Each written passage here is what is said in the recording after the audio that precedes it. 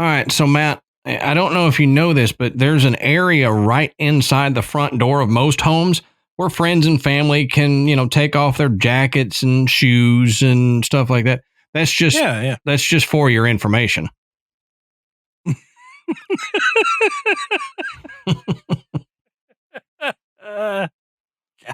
Yeah, you're welcome.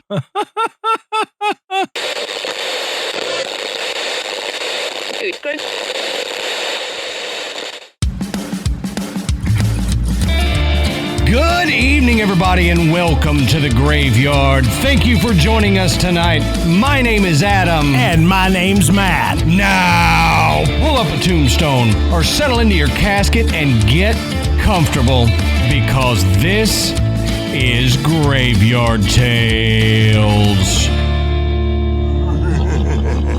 All right, everybody, here we are again. Matt, how you doing tonight, brother?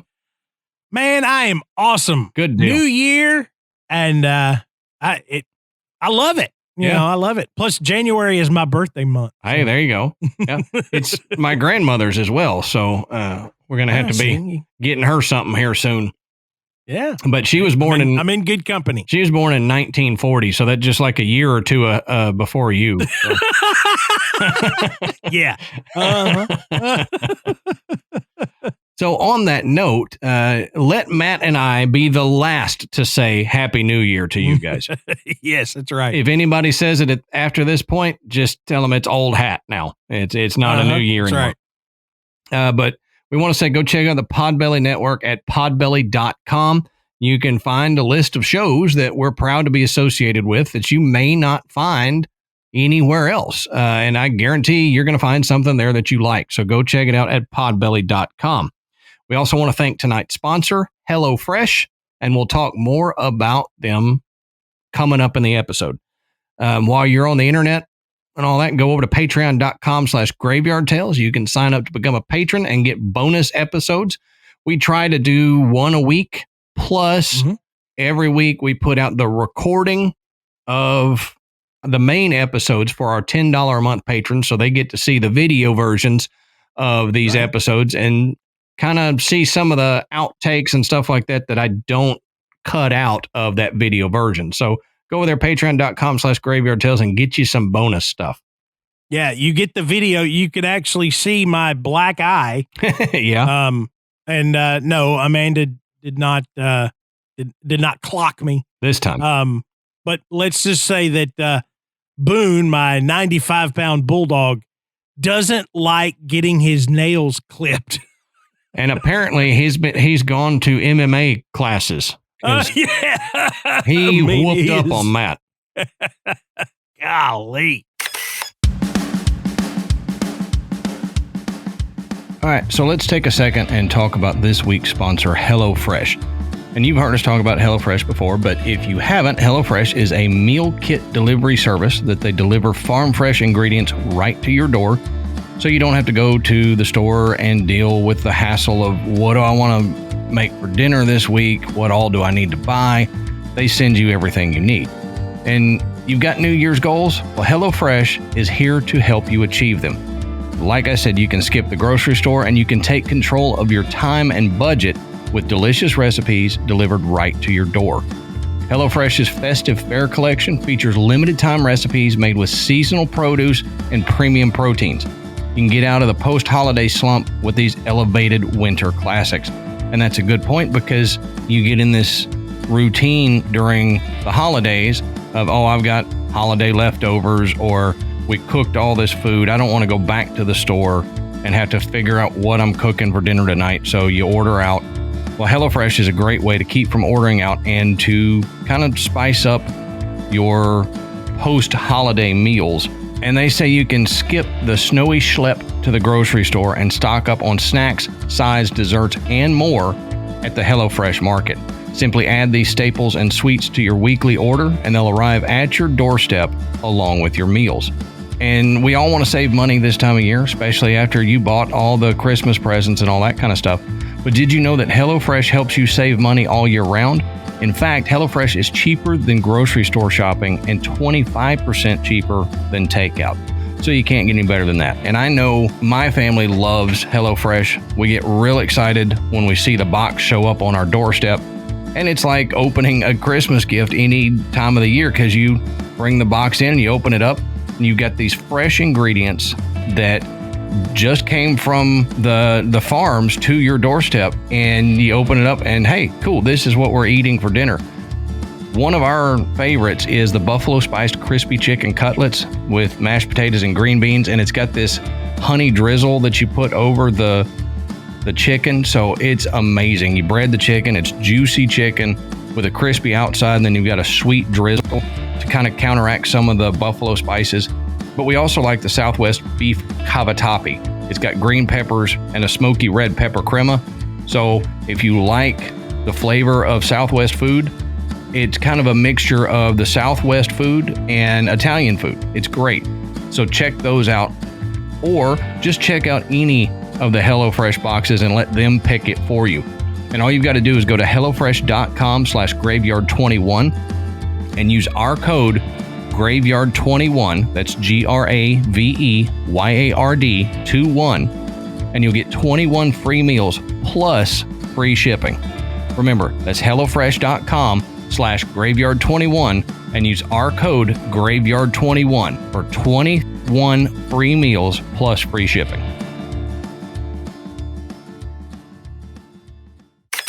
So, Matt, that's really all I've got, other than to say I'm so glad we're able to record, because we've been having so many problems with our recording software. Oh, yeah. There's a gremlin or something. So thank God we have other ways of doing this. So on that note, why don't you tell us, Matt, what are we talking about tonight, brother?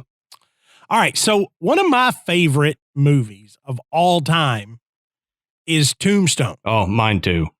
I mean, that it just, I remember the first time I saw it in the theater, and all of my friends, we were just like, this was amazing. Dude, there's lines from that movie that literally gives me chills. I get goosebumps.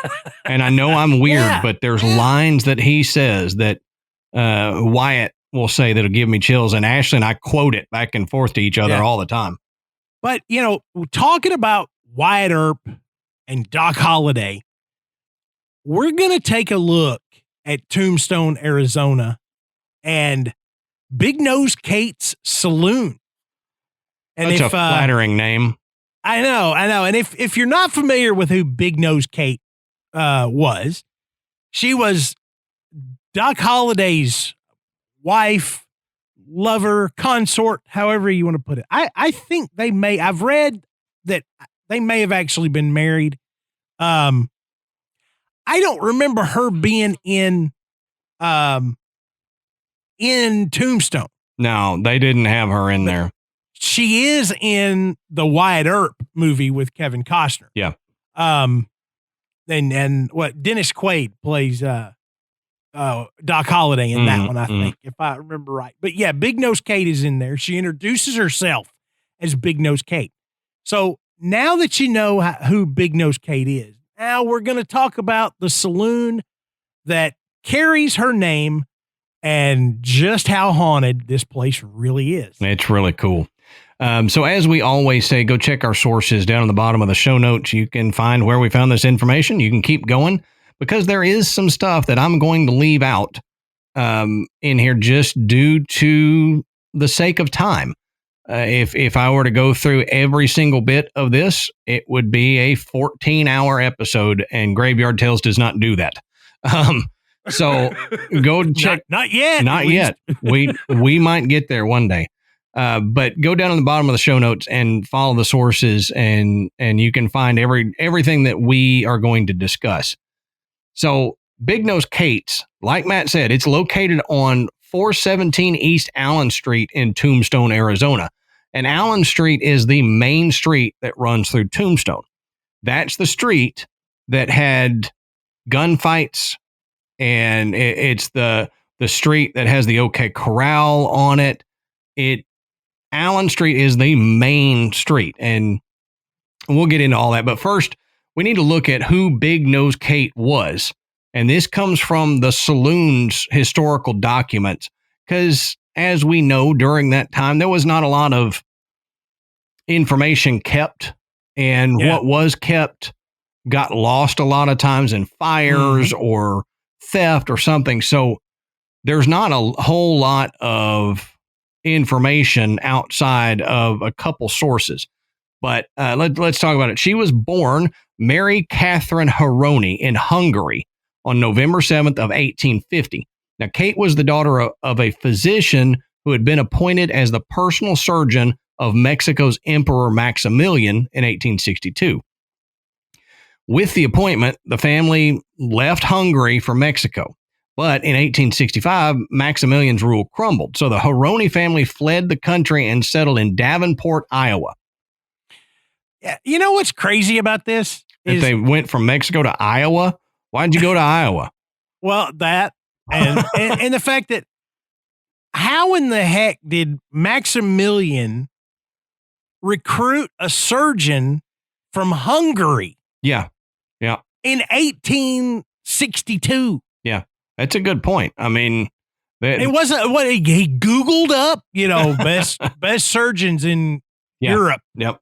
And he gets, this guy's name and then somehow reaches out. I mean, how long would this have taken for him to come across this physician? Yeah. And then to get him to Mexico from Hungary at this time. I mean, he's got to get on a steamer. He's got to be, come across the ocean. Plus, he had to get to the coast. There had to be some kind of connection where Maximilian already met somebody from Hungary and they said, hey, we've got the perfect person for you, and hooked it up that way. That's the only way that I can think of that it would happen. It's just checking Yelp reviews on he got Hungarian surgeons. They got the white pages, Matt. Don't be crazy. So on March 26th of 1865, when Kate was just 14 years old, her mother died, and just 2 months later, her father passed away too. So Kate and the rest of the children were placed into foster homes. Now in 1867, Kate was in the care of a man by the name of Otto Smith, but the young woman cut her stay with Smith short, stowing away on a steamship headed for St. Louis, Missouri. Though the ship's captain, a man named Fisher, found her, he did not put her off the ship, but rather allowed her to stay on to St. Louis. There, she assumed Fisher's name and enrolled in a convent school, which that's kind of cool because they would they'd have to throw you off in the middle of the lake, or the river, but still, he let her stay on and didn't pitch her off there, which I thought was cool. Yeah. So later, Kate married a dentist by the name of Silas Melvin, and the couple had a child. However, both husband and child passed away in the same year. So Kate has had some bad luck with loved ones passing away. But during the time, with medicine the way it was, it happened. Mm-hmm. A lot. Mm-hmm. It wasn't as uncommon as it is now for people to pass away young and stuff like that. So, you read stuff like this and you think, holy crap, a lot of people died in her family. But, I mean, she probably was not alone by any stretch of the imagination. Yeah, no. Now, by 1874, Kate was said to have been in Wichita, Kansas, and later she was working in a sporting house for Nellie Bessie Earp, the wife of James Earp. Though Kate always stated that she did not meet Wyatt Earp until she was in Fort Griffin, Texas, she and Wyatt Earp were in Wichita at the same time, and it has been speculated that she had a relationship with Wyatt at the time. We'll just say relationship in quotes, however you want to take that. Relation. Yeah. She had relations. Now, in 1875, she was going by the name Kate Elder and was listed as being in Dodge City, Kansas, working as a dance hall girl. A couple of years later, she moved south to Fort Griffin, Texas. She met Doc Holliday at John Chauncey's Saloon, where Holliday was dealing cards. By this time, Kate had earned the nickname Big Nose Kate. Now, while I've seen pictures of her, I don't know why they're calling her Big Nose Kate. I know. It's so odd. It looks like a normal nose. Yeah. And I've seen pictures of Wyatt Earp and Doc Holliday, and you'd think they'd get Big Nose Wyatt, Big Nose Doc. I mean, if we're doing that. Yeah, exactly. Yeah, it does. There's nothing really all that big about it that I see. No. Maybe I'm just not looking at the right pictures. Yeah, maybe we're not getting a big enough profile or something like that. Now, while the dance hall girl and prostitute was attractive, she did have a prominent nose, is what this says. I don't see it, but whatever.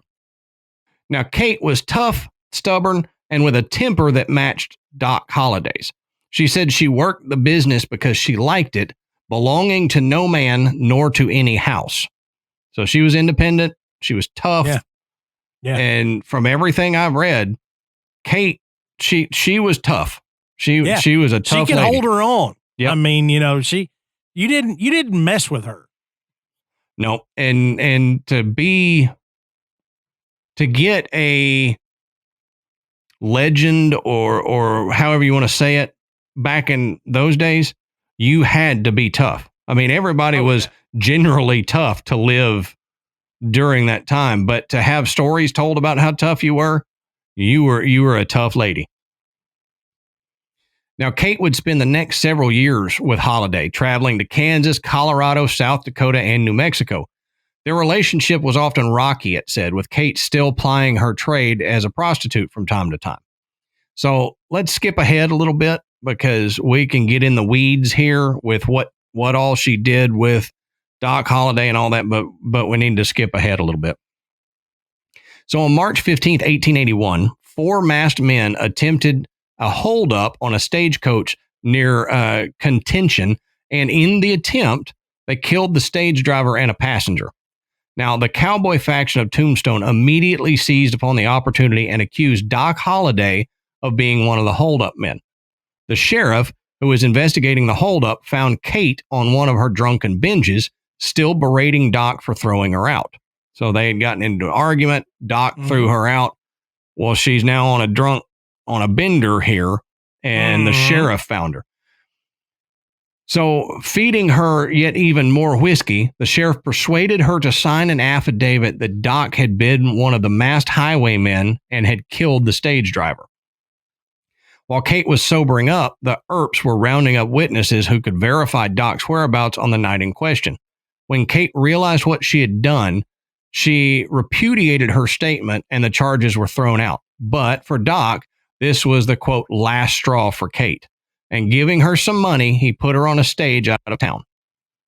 So he's like, our relationship is not working. You on a bender, you tried to have me hanged. So that's exactly right. If you try to get me hanged, that's it. Yeah, that's literally the last straw because it was about my last straw. So yeah. Now in 1888, Kate married a blacksmith by the name of George M. Cummings, and the two moved to Bisbee, Arizona, only a few miles from Tombstone. And they also lived for a time in Pierce, Arizona. And in 1889, Kate left her husband and moved to the tiny railroad town of Cochise, Arizona, at the junction of the Arizona Eastern and Southern Pacific Railroads. John R. Raff hired Kate to work in his Cochise hotel in 1899, although the customers never knew her true identity. So they didn't know exactly who she was, but she worked in that hotel. Now, she left the Cochise Hotel in the summer of 1900 and moved in with a man named Howard from the mining town of Dos Cabezas. Now, she lived with Howard until his death in 1930, inheriting his property. And in 1931, she wrote to the governor of Arizona, George W.P. Hunt, requesting admission to the Arizona Pioneers' Home. Being foreign-born, she was not eligible for admission, but claiming she had been born in Davenport, Iowa, she was accepted to the home. Kate stayed at the Pioneers' Home until her death on November 2nd, 1940. She was just 5 days shy of her 90th birthday when she passed. Man, that is unusual in and of itself. Yep. People living into their 90s around this time was not an everyday occurrence. Right. I mean, in fact, I would say that people living into their 90s is probably something that we've seen more of in the last 20 to 30 years. Yeah. It definitely not around the time that Kate lived, and died in 1940. I mean, even in 1940, you didn't come across people that were in their 90s that often. Right. Now, as I said earlier, the saloon is on Allen Street in Tombstone. So let's briefly look at why Allen Street is important. Now, Allen Street was named for John B. Allen, John bracket Pie Allen. Don't know how he got the nickname Pie, but that was his nickname. He had a big nose. Yeah, that was it.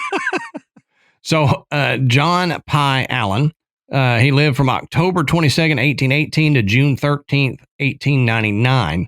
And he was an American prospector, businessman, and politician. Now, the street itself is full of history, like I was mentioning, having once been the main thoroughfare of Tombstone during the Boomtown days. So it's seen plenty of sights in its time. And Allen Street became famous for being at the heart of the action during the time of the Old West. Like I said, it saw plenty of gunfights, and it continues to be the primary tourist destination for tourist and Tombstone visitors. So if you go to Tombstone to visit, you're going to mostly be going up and down Allen Street to see the sights there. Allen Street is home to plenty of the attractions, one of the most notable being the OK Corral, like I mentioned. And the OK Corral is the site, if you don't know, of the most famous gunfight of the Old West, which took place October 26, 1881. So let's look at the saloon real quick. Now, Big Nose Kate's Saloon first got its start as the Grand Hotel, opening in September 9th of 1880. Now, the Grand Hotel was declared as one of the finest hotels in the state.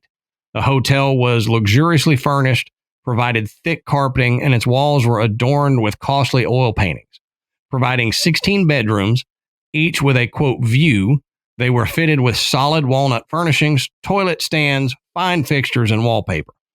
The lobby was equipped with 3 chandeliers, big, elegant ones, and more luxurious furnishings. Now, while the kitchen boasted hot and cold running water and facilities to serve some 500 people in the span of a couple hours, which that's a big deal for that time. Mm-hmm. Yeah.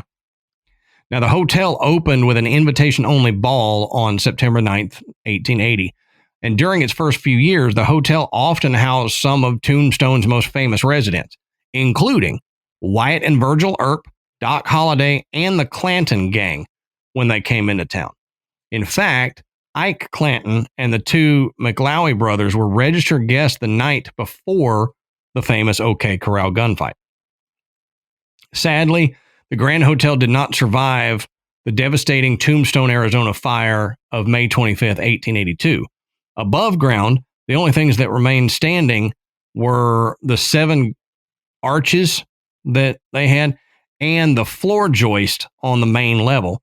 The rest of the building collapsed into the basement. Today, the building is home to Big Nose Kate's Saloon, which has been open since 1985.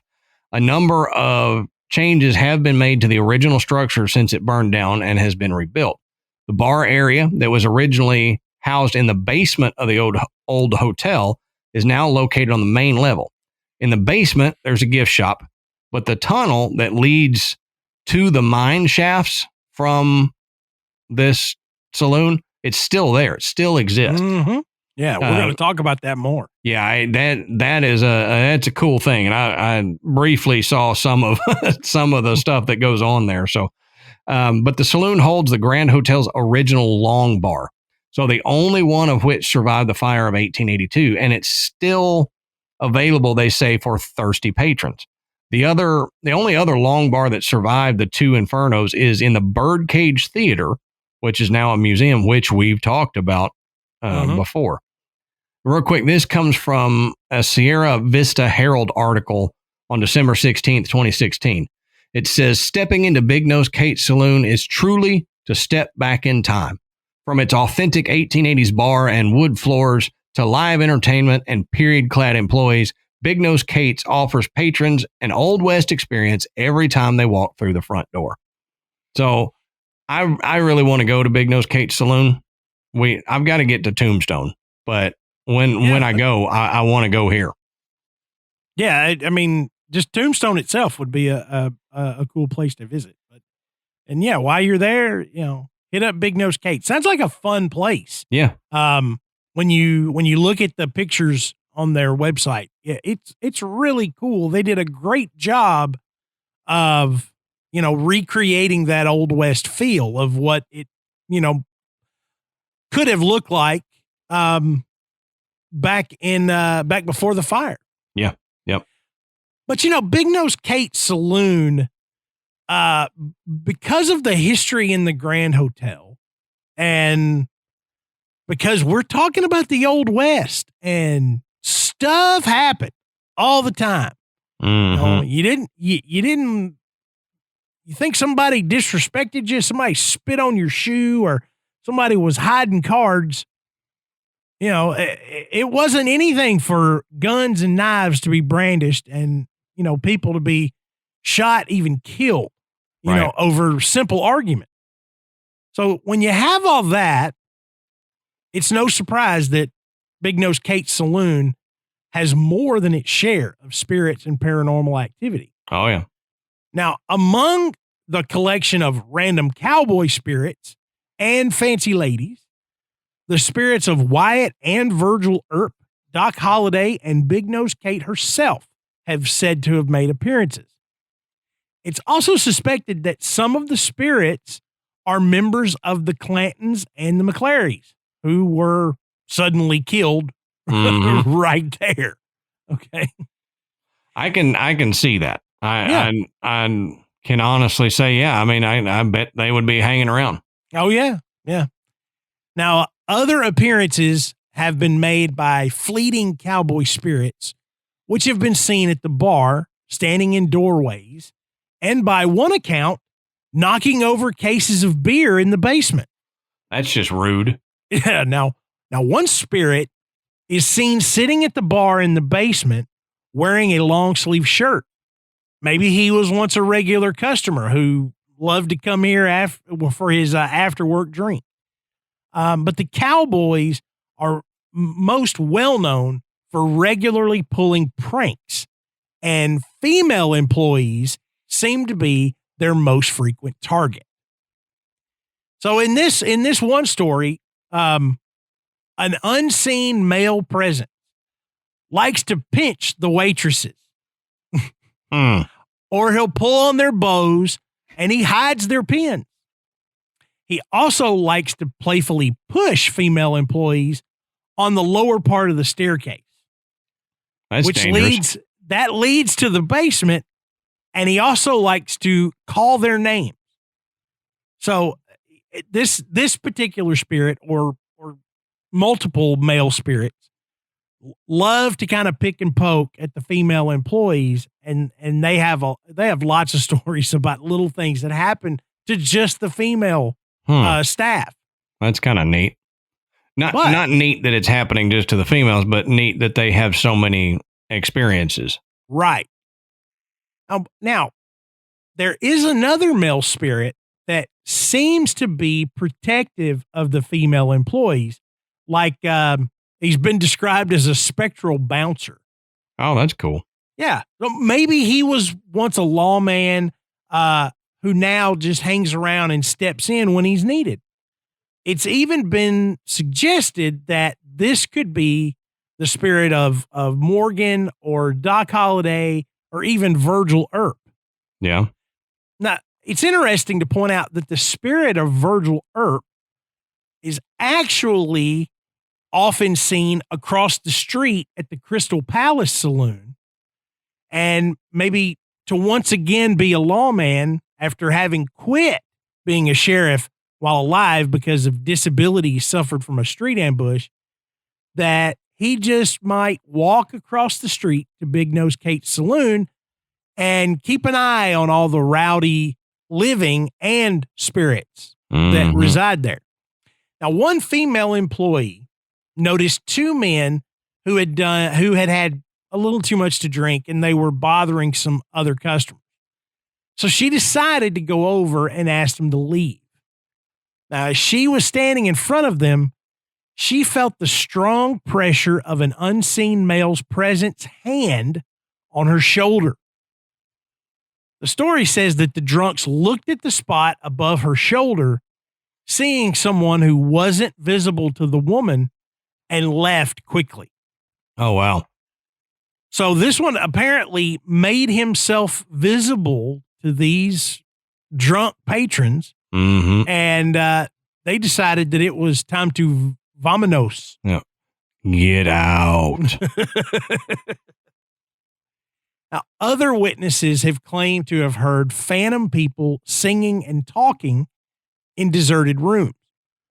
They've reported that things fall to the floor of their own accord, and that doors open and close with unseen hands, lights turn on and off by themselves, and silverware has been known to go flying off of tables.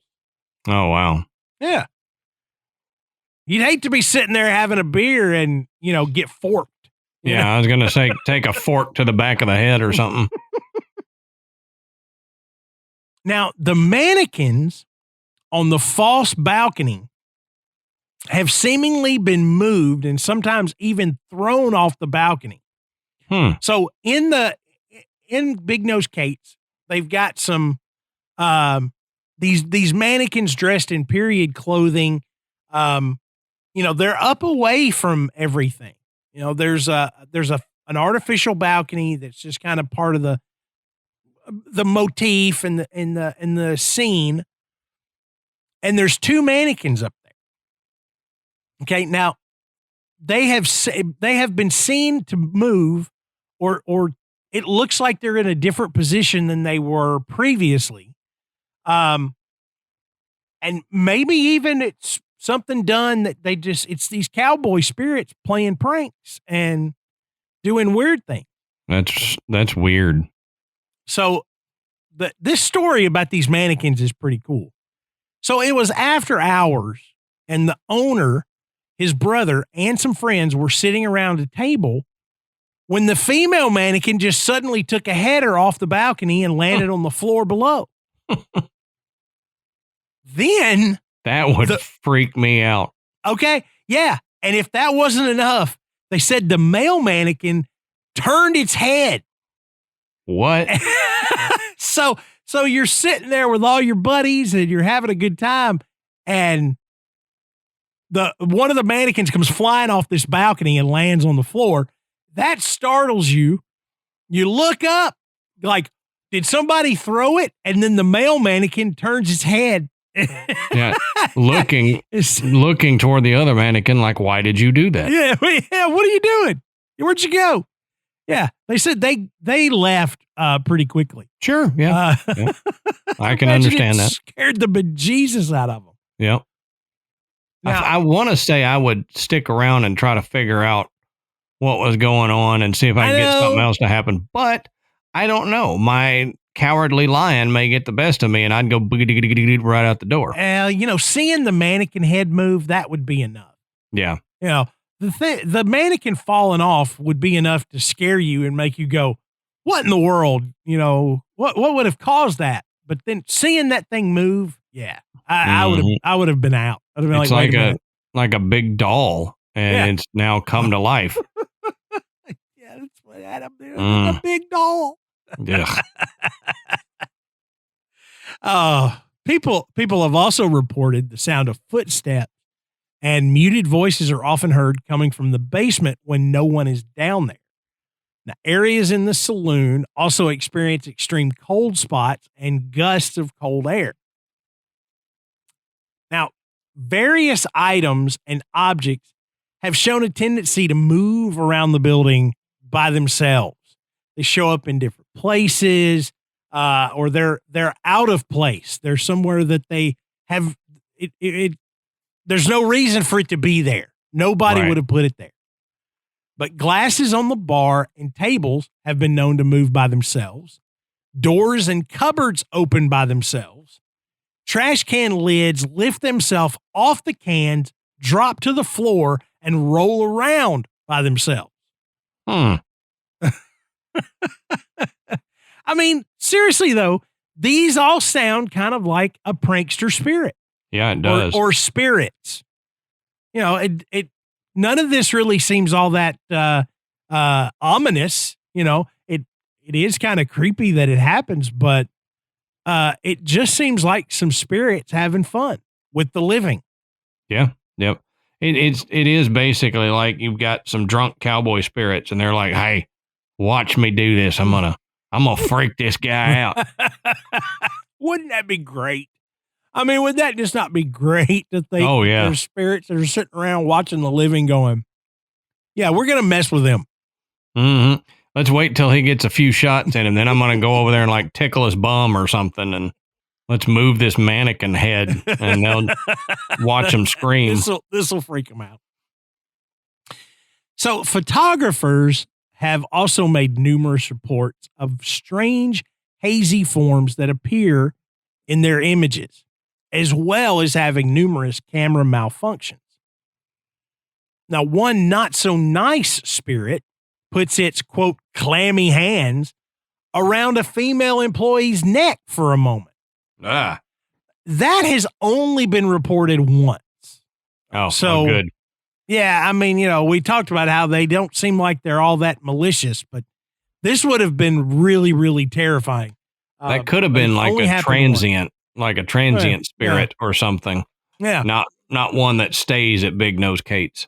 Yeah, or somebody in there that was actively talking about how this place isn't haunted, you know. Mm-hmm. You know, that tends to spark up some activity at some place. Or they did it and Virgil Earp's spirit said, I'm going to handle this, and then they've just never done it again. Right. So playful touching does happen. Tugging on clothing. Yeah, it does. Oh. Never mind. Sorry. You know, Big Nose Kate was a prostitute. But no, that people have reported their clothes being tugged on, feeling something brush against them, and taps on the shoulder. Now, there's also a nicely dressed female spirit that some people have said is most likely the spirit of Big Nose Kate herself or one of her female guests. Now, this spirit is dressed in 1880s attire. She wears shoulder-length ringlets and likes to hold a parasol. She's been spotted enjoying the musical entertainment from the balcony seats. Now, remember, they've got shows and everything here, too, just making it as authentic as they can. So, yeah, often when there's a performance going on, this spirit can be seen enjoying the show. Mm-hmm. Now, all of these are pretty cool. And the fact that there's so much activity makes it even cooler to me. But Big Nose Kate Saloon is known for one spirit in particular. And it's known as the Swamper. Okay? Yep. Now, the legend of the Swamper goes like this. When Big Nose Kate Saloon was still the Grand Hotel, there was a fellow working there as a janitor, and he also was the odd job guy. And he was known as the Swamper. He was a trusted and honest worker who was given his accommodations as part of his hard-earned pay.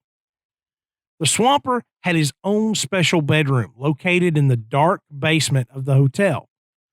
It was his own special private haven where he could enjoy peace and solitude away from the hustle and bustle of the hotel's many guests. Within his private domain, where no guest was invited, he also kept his secret passion for silver. The basement was far enough below the surface of the ground to afford entrance into the catacomb mine shafts that ran underground beneath the hotel, as well as through most of Tombstone.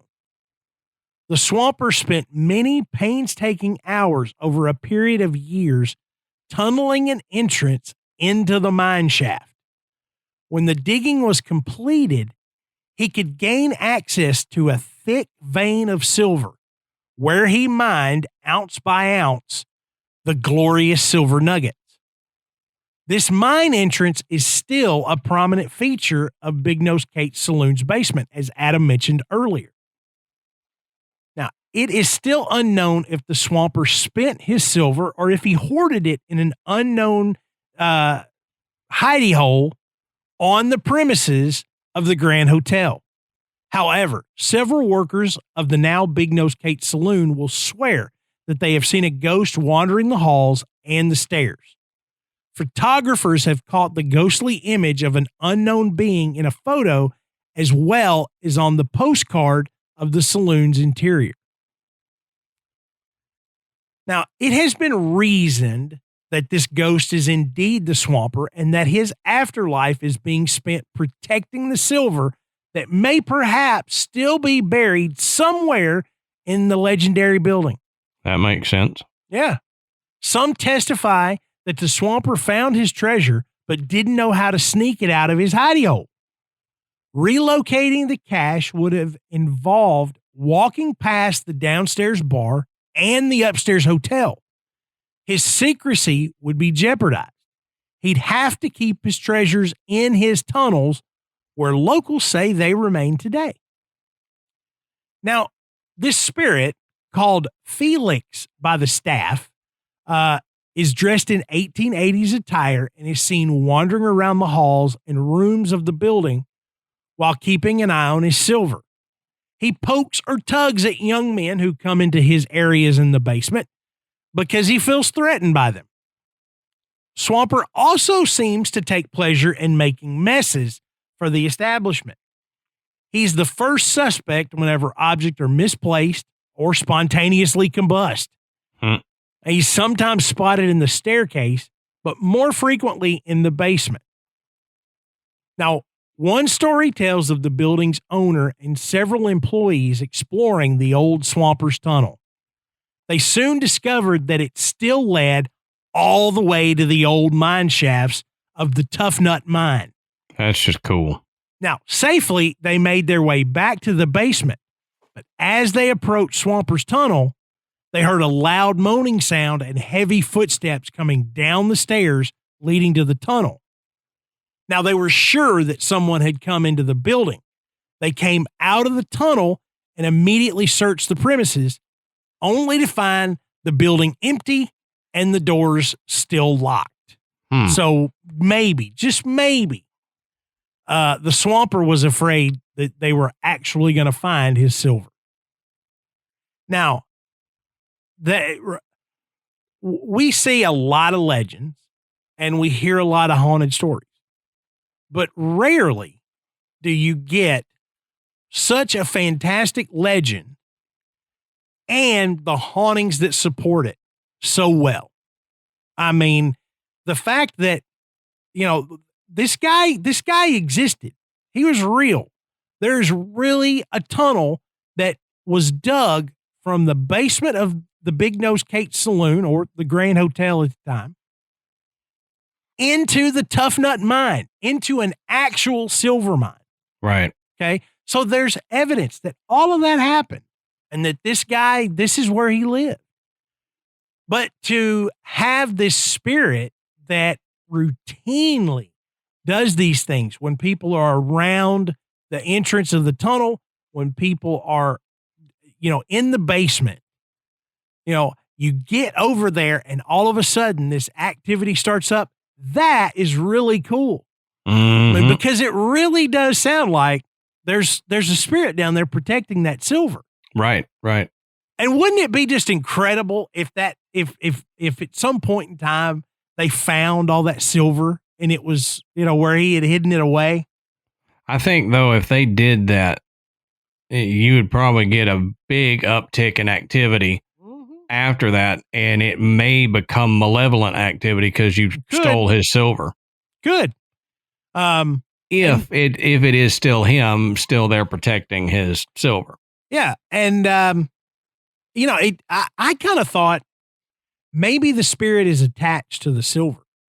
Sure. You know, maybe it's not the location, but maybe the silver drove him so much in life that it continues to drive him in death. And that if the silver was indeed found, either like Adam said, there would be a huge uptick in activity, or maybe the activity would stop completely.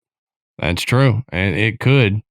Or whoever takes the silver, has the silver in their possession, might find themselves with an attachment. That's true too. Can you imagine, sell all that silver or you take it home with you, or you grab you a souvenir and you're like, yeah, I'm going to put this in my pocket. Next thing you know, stuff started happening at your house. And right. We've heard plenty of stories of that. Oh, yeah. Yeah.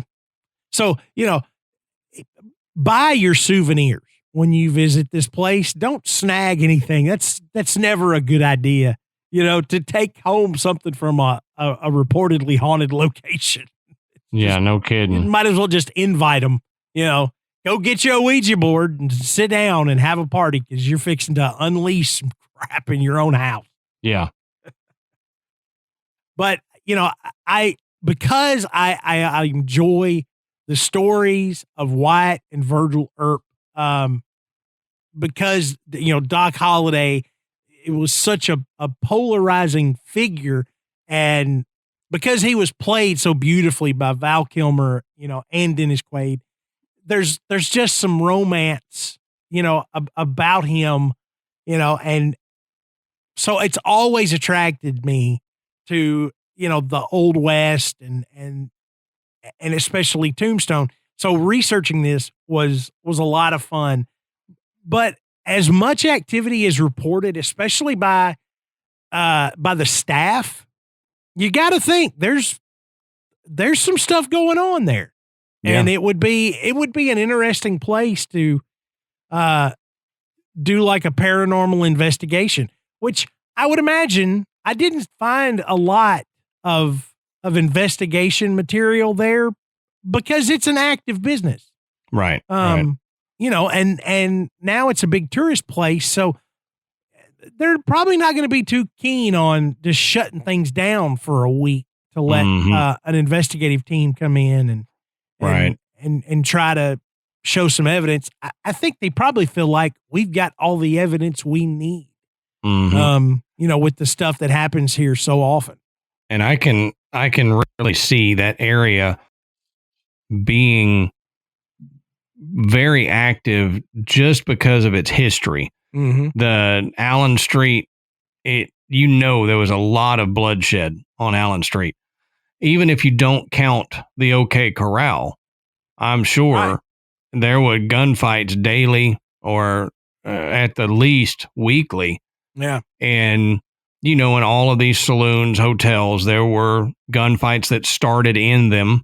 People were shot and killed in them. So if it still holds true that the more negative energies that have gone on in a place will keep spirits there or attract spirits to that area, then this would be the perfect place. All of Tombstone, really, but Big Nose Kate's in particular, it'd be the perfect place for them to hang around and keep showing themselves. Yeah, and being above that, the underneath the entire town is this mine. And we've talked about how dangerous mining was. It still is. But how much more dangerous it was then, and how many miners lost their life in tragic accidents. You're having that all happening right underground under the whole town. So that probably adds a little bit more energy to everything else that goes on. And what would the minerals and the silver under the ground there cause? Because we've seen, crystals and minerals and everything can amplify, or it's been said to amplify spirit activity or dampen spirit activity depending on the crystal, if you believe in that stuff. Yeah. And there's got to be other minerals in these mines than just silver. Oh, yeah. So what else in there could be acting as a natural battery for spirit activity. Yeah, I mean, you'd imagine, and silver has some pretty unique qualities in and of itself. You add an underground spring or something like that, some moving water. You could just be creating a big battery for paranormal energy, right? Which I think it's pretty cool. But anyway, maybe some of you guys have been to Tombstone and maybe you've even seen Big Nose Kate's Saloon. We would love to hear about it, especially if you had any kind of experience or were told some kind of really cool story by one of the employees. Let us know. And the best place to do that is in our Facebook group. Go on Facebook, search Graveyard Tales. You'll find the group. Thousands of members, extraordinarily active every day. Great stories. It's a safe place. Nobody's going to call you a crackpot or a loony. Everybody just wants to hear these really cool stories. And then when you're done there, you can slide over to our website, which is graveyardpodcast.com. And there you can find links to purchase Graveyard Tales merchandise. You can listen to the show and you can become a patron. As Adam mentioned at the beginning, we have a large catalog of bonus episodes. And for our higher level patrons, you get the video of us, which is not all cut up. So you get to see all of our flubs and retakes and messing with one another while we record. So it's just a little bit extra we'd like to give back for the folks that have donated to the show. Don't forget to rate and review us on iTunes. It brings us up the charts, but it just makes the graveyard easier to find. So until next time, we'll save you a seat in the graveyard. See you soon.